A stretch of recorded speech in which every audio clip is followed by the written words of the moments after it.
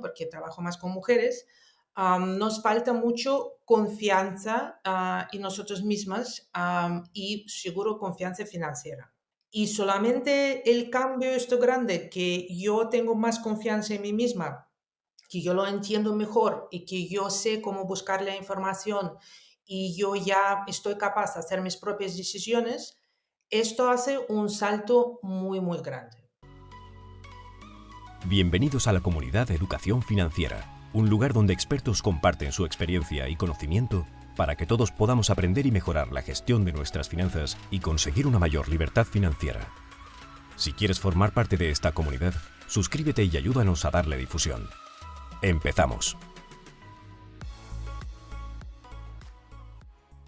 Hola a todos y bienvenidos al episodio 26 de la Comunidad de Educación Financiera. Hoy tenemos con nosotros a Lena Perepelova. Lena es una emprendedora focalizada específicamente en educación financiera. Además es conferenciante y fundadora del Women Investors Club y también de Fan Finance Academy, que luego comentaremos un poco acerca de ellos.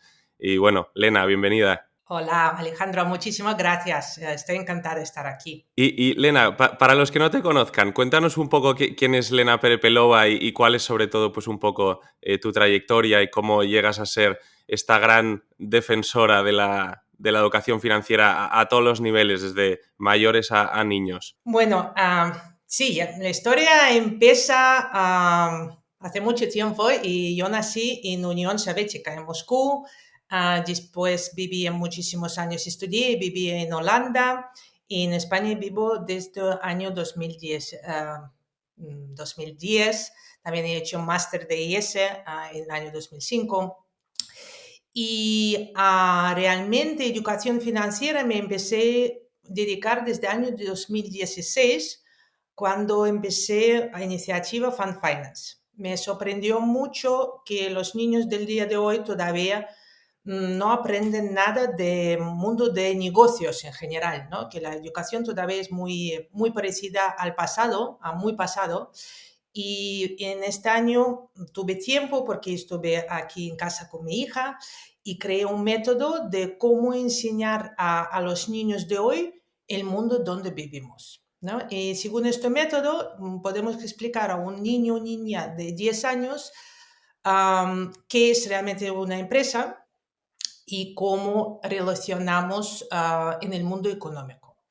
Realmente en el sistema educativo todavía hablamos, que me parece curioso, hablamos más de dinosaurios que empresas y al final los niños no entienden muchas cosas, forman algunas opiniones desde que les enseñan padres, todo, pero realmente poca gente enseña cómo funciona. Y con este método enseñamos desde cero a la inversión, a nivel qué es una inversión a niños de 12 años.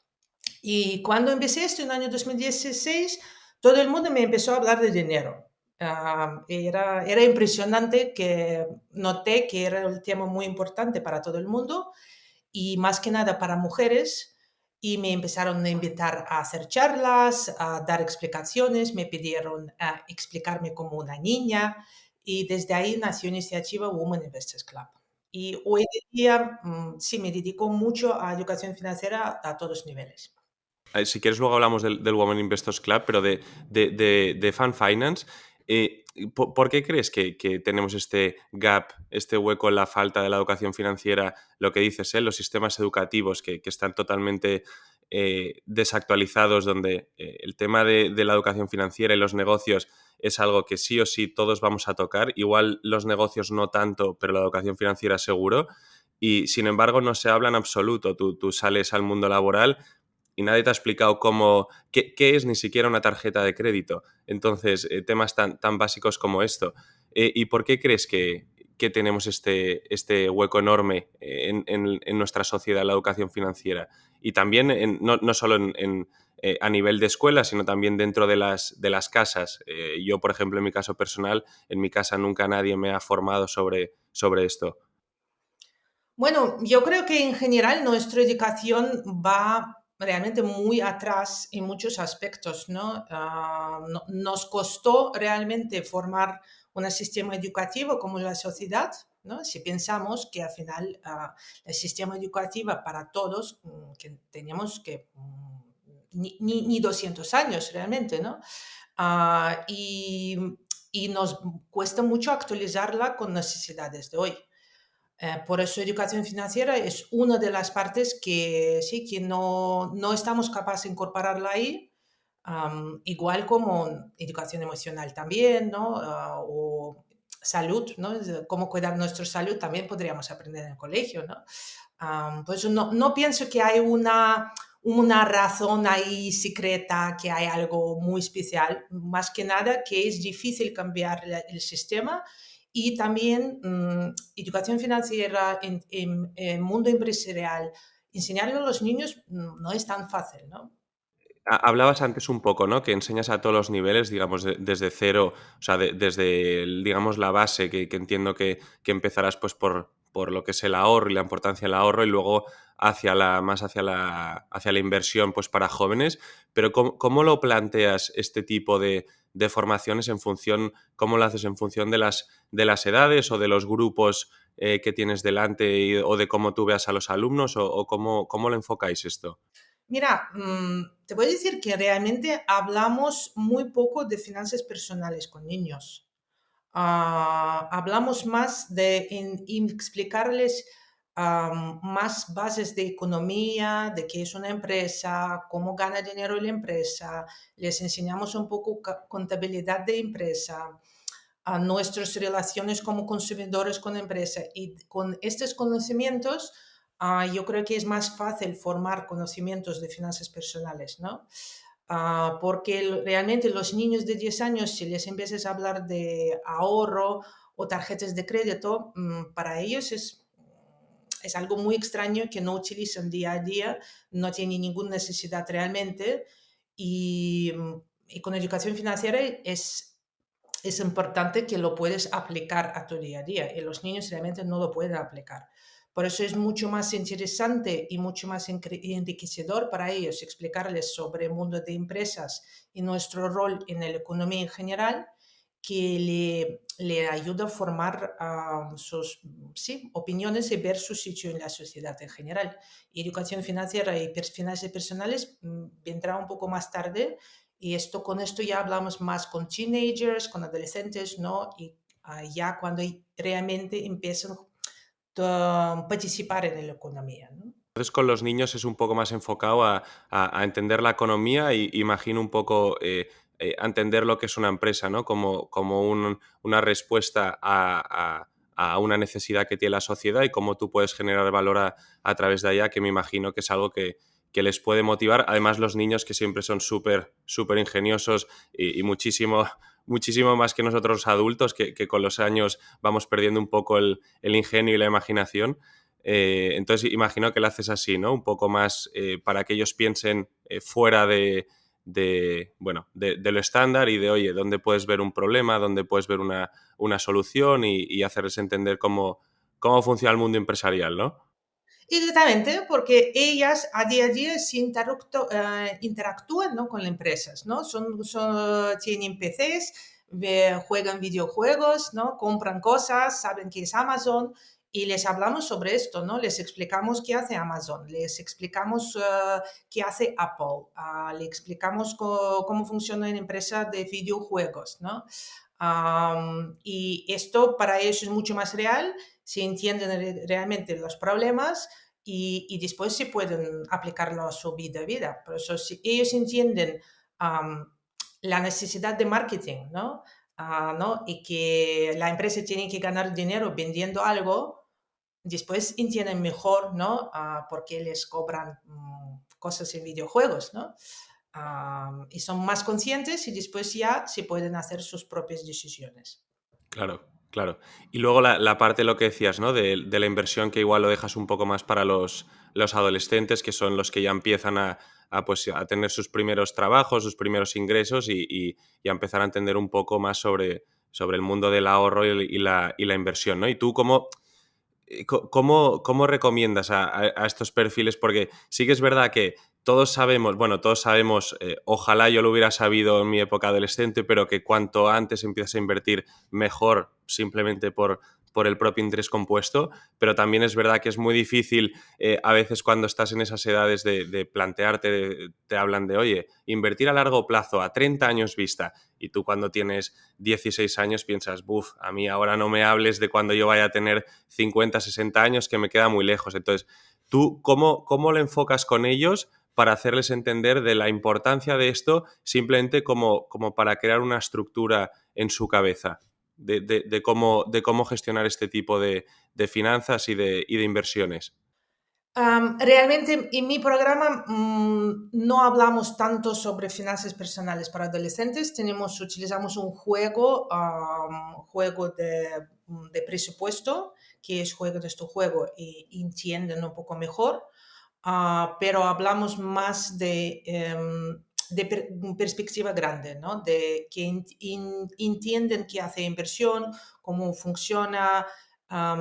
Mi programa está más sobre economía general y mundo empresarial que enfocado en finanzas personales. Ok, entendido. O sea, y volvamos ahora un poco al Women Investors Club de que nos explicabas, ¿no? De cómo surgió un poco más tarde cuando viste que, pues, que muchas personas te empezaban a preguntar y a hablar de dinero. ¿Cómo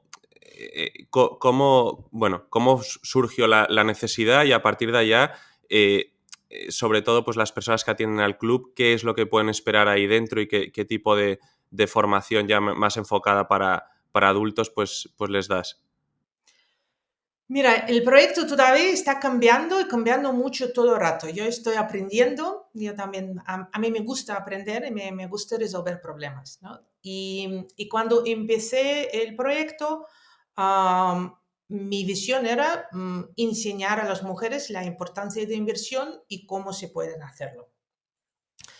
Pero después me di cuenta que los conocimientos no son todos, ¿no? Que los conocimientos realmente no siempre o muchas veces no nos llevan a las acciones, ¿no?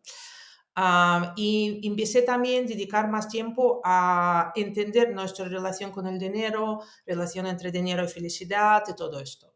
Por eso ahí llegué a un concepto de bienestar financiero que realmente es mucho más amplio que solo los conocimientos. Y ahora también a hablar mucho más de esto porque entendí que solo impartiendo los conocimientos, ¿no? Y explicando, ¿no? qué es la inversión, cómo se puede invertir, no ayudamos a las personas. Y por eso hoy el proyecto cambia un poco en su enfoque a enfoque más amplio de bienestar financiero, donde impartimos conocimientos, pero también más que nada ayudamos a las mujeres que son parte del club a llegar a sus objetivos, ¿no? A través de hábitos, cambio de mentalidad y conocimientos.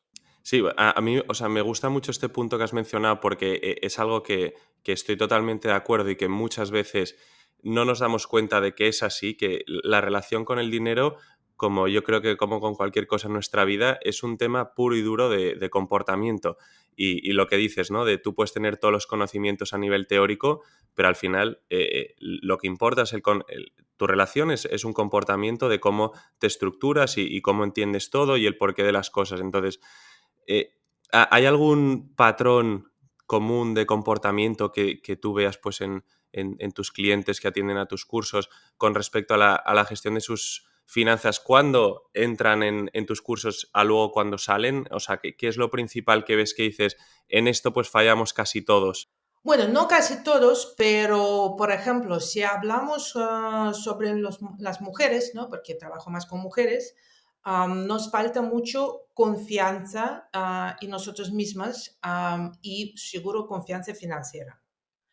Y solamente el cambio esto grande, que yo tengo más confianza en mí misma, que yo lo entiendo mejor y que yo sé cómo buscar la información y yo ya estoy capaz de hacer mis propias decisiones, esto hace un salto muy, muy grande. Por eso, digamos, crecer confianza nos ayuda mucho y nos ayuda a todos, ¿no?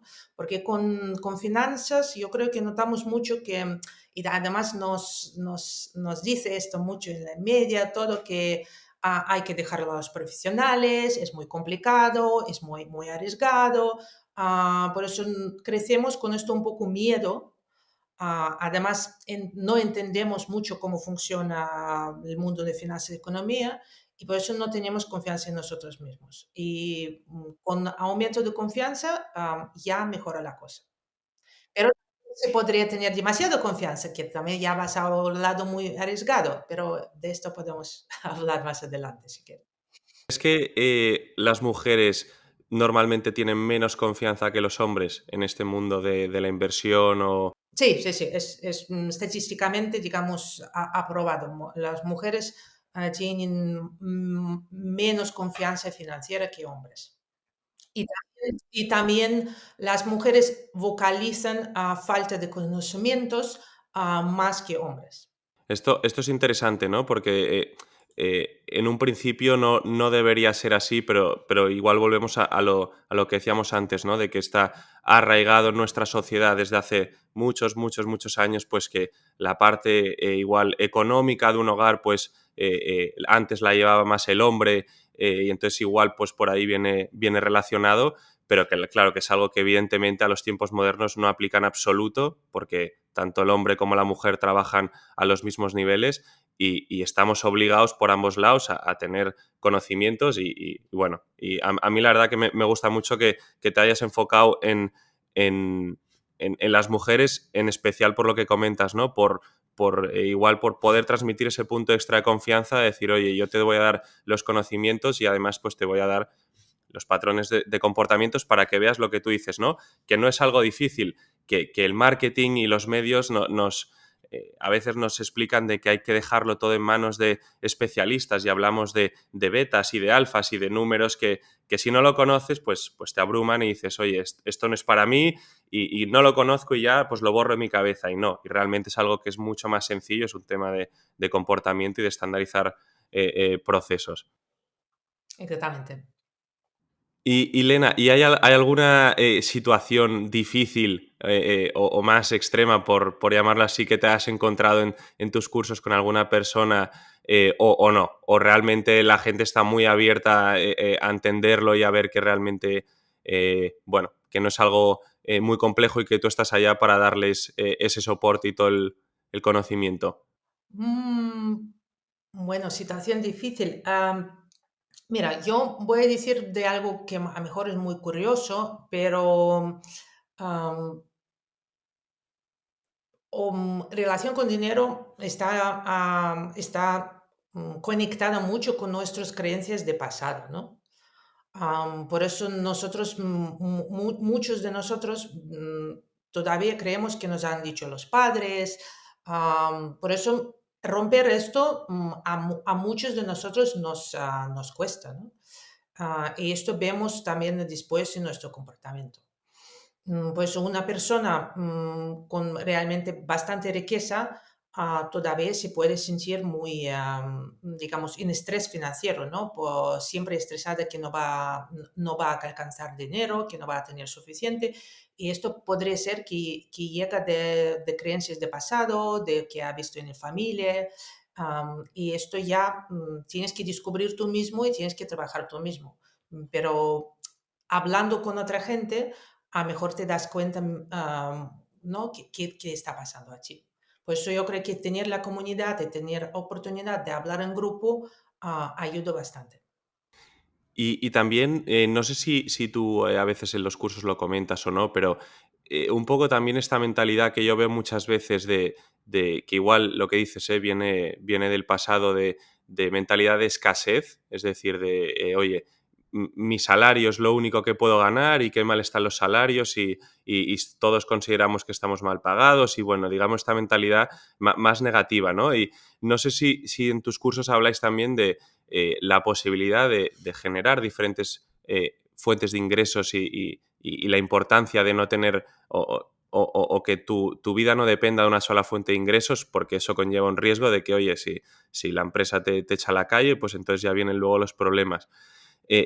¿Tú en tus formaciones o en los cursos incentivas también la búsqueda de otras fuentes de ingresos o la generación de negocios paralelos o esta parte no la tocas? Bueno, en mis cursos siempre hablamos de todas fuentes de ingresos que podemos tener, pero no enfocamos realmente en ingresos pasivos, solo hablamos más que nada hablamos de inversión en la bolsa y inversión inmobiliaria, ¿no? De los dos activos los más populares, ¿no? Pero de qué hablamos más y más y que yo encuentro muy importante es que realmente si miramos a nuestro bienestar financiero tiene tres elementos, ¿no? Cómo manejamos finanzas a día a día, cómo planificamos nuestras finanzas a largo plazo y cómo aseguramos tener cosas que nos hacen feliz con dinero que tenemos. Y este tercer elemento es muy importante porque los estudios enseñan que la gente que se sienten, digamos, feliz en general, ¿no? Que tiene bienestar financiero bueno, es la gente que están capaz de hacer cosas con el dinero que tienen, ¿no? Por eso, hoy de día, yo creo que hay mucho, mucho movimiento a crecer, ¿no? Tus ingresos, crecer tus ganancias, pero no hablamos que también con dinero que tenemos, si aseguras que tú tienes cosas que te realmente hacen feliz, también puedes estar feliz, ¿no? Pero esto requiere pensar realmente qué necesitas tú para hacerte feliz. No, no sé si te explico bien, ¿no? Por eso siempre podemos ir más allá, ¿no? Ganar más, ganar más. Pero si tú no aseguras hacer tres cosas que te hace contenta en una semana, nunca vas a ser feliz, ¿no? Con cualquier dinero. Claro, claro. Justo, de hecho, justo en el episodio anterior hablamos sobre el libro de la psicología del dinero, que uno de los puntos que trata es esto, ¿no? Que el tema de ganar dinero tiene un problema que hay una barrera que no tiene fin. Entonces, el fin, el saber de cuándo X dinero es suficiente para mí, depende de lo que tú dices, ¿no? De mirar hacia adentro y decir, oye, ¿qué es lo que a mí me hace feliz? Y aquí no hay una respuesta universal. Somos todos diferentes y a cada uno a alguien le hace muy feliz dar un paseo por la montaña, al otro un paseo en el parque con sus hijos y al otro conducir un Ferrari. Pero eso no quiere decir de que tú estés obligado a aspirar a comprarte ese Ferrari, porque si a ti no te va a hacer feliz, es que da igual, no. Tienes que buscar lo que a ti dentro te llene, ¿no? Y es muy buen punto esto que comentas de lo que nos falta, creo, a nosotros hoy en día es mirar hacia adentro y parar y decir, oye, yo qué es lo que valoro en esta vida, ¿no? Y muchísimas veces, al menos yo cuando hice este análisis para mí, para mis adentros, me di cuenta de que era muchísimo menos de lo que me imaginaba. Yo pensaba que era más, pero cuando miré para adentro dije, oye, pues el tipo de vida que a mí me hace feliz realmente no necesito mucho. Las cosas materiales a mí no me hacen muy feliz y me hacen feliz otro tipo de cosas. Y para mí fue un gran descubrimiento y lo que dices, ¿no? Me quitó un poco de presión y me generó ese bienestar financiero que comentas. Sí, no, absolutamente. Yo también soy muy gran fan, ¿no? De este libro y sí, yo creo que también a muchos padres de hoy de día, si nos preguntamos qué te hace feliz, vamos a decir que estar con nuestros hijos, ¿no? Pasar un tiempo tranquilo en familia. Pero después somos tan ocupados, ¿no? Trabajando y buscando ingresos que no nos da tiempo para hacer algo que realmente a todos nosotros nos hace feliz y que nunca vamos a recuperar si perdemos hoy, ¿no? Exacto, exacto. Y Lena, comentabas un poco sobre las inversiones. Hablemos que has mencionado bolsas, has mencionado inmobiliaria. Eh, ¿Cómo lo enfocas esto tú con las personas a las que ayudas? Porque, bueno, ya sabes que es un tema muy personal en función pues, de la aversión al riesgo de la persona o de la edad en la que empieza, etcétera. Evidentemente no hay ninguna fórmula mágica aquí, pero ¿cómo lo enfocas tú para quitar ese miedo inicial y adaptarlo en función de cada perfil? O no sé si hay algunas personas a las que les suele recomendar más la bolsa, otras más la inmobiliaria, igual porque buscan pues más un cash flow más estable todos los meses. Y luego también, si quieres, si tocas otro tipo de inversiones, no sé si tocas metales preciosos o criptomonedas, no lo sé. Vale. Bueno, primero de todo, yo siempre explico la diferencia entre inversión activa, inversión pasiva y un trading, ¿no? Y explico que la gran parte de información que recibimos y mensajes que recibimos realmente son sobre inversión activa, ¿no? O incluso trading, que realmente es nada que ver con un inversor normal y corriente, ¿no? Estos son mi mensaje siempre lo más importante, explicando que hay algo como inversión pasiva que yo realmente pienso que tiene que hacer todo el mundo, y esto ni cuesta, ni cuesta tiempo ni conocimientos muy complicados, ¿no? Pero esto también parece como explicar a todo el mundo que haciendo 10 minutos de deporte a diario, tú vas a ser muy sano, ¿no? Parece tan simple y aburrido que al final nadie lo hace. Pero gastamos mucho tiempo y explico mucho sobre esto, ¿no? Explico los gastos de fondos activos, enseño cómo ver y entender qué tipo de productos tenemos, y realmente esta parte de aprendizaje yo creo que es muy importante. Con la inversión inmobiliaria igual, enseño y explico cómo ver la rentabilidad, ¿no? de tu inversión, cómo comparar las rentabilidades, para que la gente realmente tenga conocimientos para hacer sus propias decisiones. Que bueno, el tema de la inversión inmobiliaria, justo esta mañana están aprobando la ley de la vivienda, que bueno, yo creo que va a ser un problema. Yo creo que es una solución a corto plazo, pero un problema a medio plazo con toda la regulación de los alquileres. Pero bueno, no vamos a entrar en este tópico porque creo que mejor que no, mejor que no. Y otro tema también, o sea, con el tema de la bolsa, por ejemplo, ¿tú eres más partidaria de una inversión totalmente pasiva, lo típico, en fondos indexados y un dólar cost average todos los meses y olvidarte? ¿O eres más partidaria de pues, una gestión un poco más activa y de estar más entrando y saliendo? Yo personalmente soy de inversión pasiva totalmente porque además tenemos decenas de estudios que demuestran de que el entrar y salir a largo plazo no funciona porque nadie sabe, absolutamente nadie sabe lo que va a pasar dentro de 6 meses o mañana ni siquiera. Entonces, ¿cuál es tu punto de vista? ¿Cómo lo enfocas tú? Mira, sí, yo soy totalmente de inversión pasiva. Pero me gustó, como te has dicho, o inversión un poco más activa, ¿no? Y esto que yo explico, que no existe una inversión un poco más activa, ¿no? Si es inversión activa, significa dedicar muchísimo tiempo a esto, ¿no? Que es una profesión, ¿no? Y tienes que estar realmente metido ahí y saber qué está pasando y estar al día a día. Y son muchas veces decisiones de unas horas, ¿no? Y que realmente tú estás compitiendo, ¿no? Con profesionales y equipos profesionales. Por eso sí, un poco más activo para una persona normal y corriente no funciona. Incluso, como dices, también estudios enseñan que inversión activa, incluso para profesionales les cuesta, ¿no? De realmente ganar de mercado, ¿no? Entonces, un poco más activo para una persona normal y corriente, no, solo pasivo. Ujú. Sí, porque además lo que dices, ¿no? De, eh, para poder invertir ni que sea en una sola empresa, pues deberías mirarte todas las P&Ls, todos los balances, entender el negocio de arriba abajo, y eso pues son decenas y decenas de horas y que ya hay profesionales que se dedican a esto, hay analistas, entonces, y para las personas como nosotros que no nos dedicamos a esto de forma profesional, hay a veces pues que tenemos que tener un voto de humildad de decir, oye, no voy a intentar creerme yo que puedo ganar a estas personas o llegar al mismo nivel de conocimiento simplemente porque no me dedico a esto.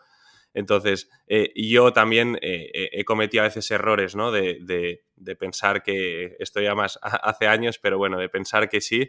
Y luego te das cuenta que sí que es verdad que a veces tienes más suerte para arriba o para abajo, lo que sea, pero al final, a largo plazo, como persona no profesional en esto, yo creo que la manera correcta es pasivo y olvidarte. Y realmente no dedicarte a mirar gráficos. Eso ya lo dejamos un poco más como si fuera ir al casino, para los que no somos profesionales. Y, Lena, y una pregunta también sobre un tema que me pica mucho la curiosidad y saber a ver qué opinas tú, porque es algo siempre que me gusta preguntarlo y la verdad siempre escucho puntos de vista diferentes, que es sobre el tema de las deudas, ya sea las deudas con el coche, las deudas de la tarjeta de crédito, los microcréditos. Dejemos un poco la parte de la hipoteca, que es la deuda más común, pero ¿cómo opinas tú el tema de tener deudas, que es algo que está totalmente arraigado en nuestra sociedad de consumo? Mm, Sí, yo realmente no aconsejo una deuda, ¿no? Para comprar cosas del día a día, ¿no? Yo recomiendo un ahorro y sí, si necesitas nuevo teléfono, entonces tienes que ahorrar para nuevo teléfono, ¿no? Siempre tienes que tener un fondo de emergencia para comprar algo que te puede romper, ¿no? Una lavadora o una nevera. Ah, pagar los intereses alrededor de 20% no tiene sentido, ¿no? Que es más que nada por falta de disciplina que no hemos ahorrado. Por eso sí, hay que tener muchísimo cuidado. Yo creo que se anuncian como algo bueno y ese es un error. Ujú. Y también para las personas que nos escuchan y que estén en esta situación, es importante que antes de empezar a invertir o a ahorrar ni siquiera, lo primero que hay que hacer es quitarse esas deudas de encima, porque si tú empiezas a pagar una deuda que lo que dices que genera unos intereses del 20%, lo que estás haciendo es como obtener un retorno de esa inversión de un 20%. Entonces, págalo ya, cuanto antes mejor, porque eso al final es una bola de nieve que como no la ataques cuanto antes, se puede llegar a situaciones peligrosas. Ujú. Y, y- y también cuéntame un poco sobre tu punto de vista sobre la independencia financiera, que en términos marketingianos funciona muy bien y lo escuchamos por muchos sitios, pero hay gente que confunde, ¿no? el tema de la independencia financiera y se cree que pues la gente que llega a esto pues se dedica a estar todo el día tumbado en una playa del Caribe. Y al menos yo personalmente, con todas las personas con las que he hablado, que tienen este perfil, no hay ni una sola persona que esté en una playa tumbado tomándose un cóctel, sino todo lo contrario, siguen trabajando normal y corriente. Entonces, cuéntanos qué es la independencia financiera y en qué consiste. Am, Bueno, otra vez, yo creo que independencia financiera, si vamos a mirar qué nos dice el libro, ¿no? De Psicología y Dinero, ¿no? Yo creo que Morgan Housel lo explica muy bien, ¿no? Él dice em, tener libertad de poder hacer que quieres hoy, ¿no? Que esto es realmente un estado, ¿no? Donde tú realmente puedes elegir qué estás haciendo hoy y no significa hacer nada, ¿no? Yo creo que para llegar a independencia financiera tienes que tener ingresos pasivos, pero estos ingresos pasivos realmente, yo creo que nunca son realmente pasivos. Significa que tú tienes algunos negocios y estos negocios que traen dinero, ¿no? Inversión inmobiliaria, y siempre yo explico, es un negocio, ¿no? Y tienes que saber llevar este negocio y puedes tener profesionales que te lo hacen, pero no puedes tú tener pisos y olvidar de ello, ¿no? Eso lleva trabajo y tiene que gustarte hacer este trabajo realmente. Si quieres vivir de los ingresos de la bolsa, tienes que acumular bastante riqueza, ¿no? En las inversiones que vas a después a vender poco a poco y todavía tienes que estar bastante activo en esto, ¿no? Y hacer muchos Excels y manejar tu dinero. Por eso yo creo que independencia financiera está muy relacionado con estar muy consciente de qué pasa con tu dinero, de crecer tu patrimonio y realmente eres un empresario, ¿no? De tu vida. Qué buena, qué buena forma de acabar y realmente es lo que comentas, ¿no?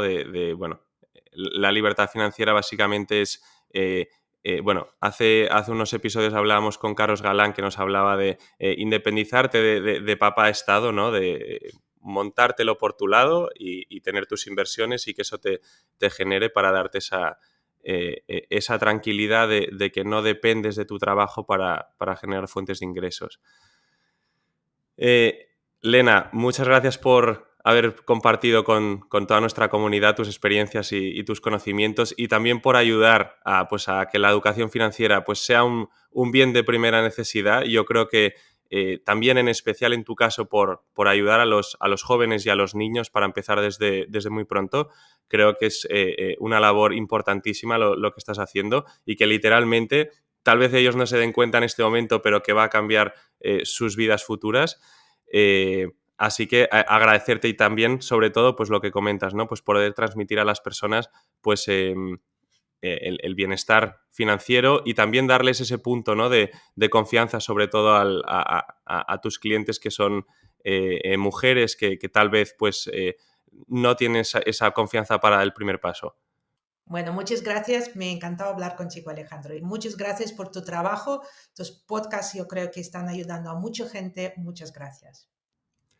A ti. Bueno, a los que nos escucháis dejaremos en la descripción todos los datos de contacto de Lena, así como los links a sus páginas web, que os animo a todos a visitar, y sin duda a las mujeres que nos escucháis a participar de sus charlas o de sus cursos. Nos vemos en el próximo episodio. Las ideas, conceptos y opiniones compartidas no representan asesoramiento financiero alguno. En caso de necesitarlo, se debe acudir siempre a un profesional certificado.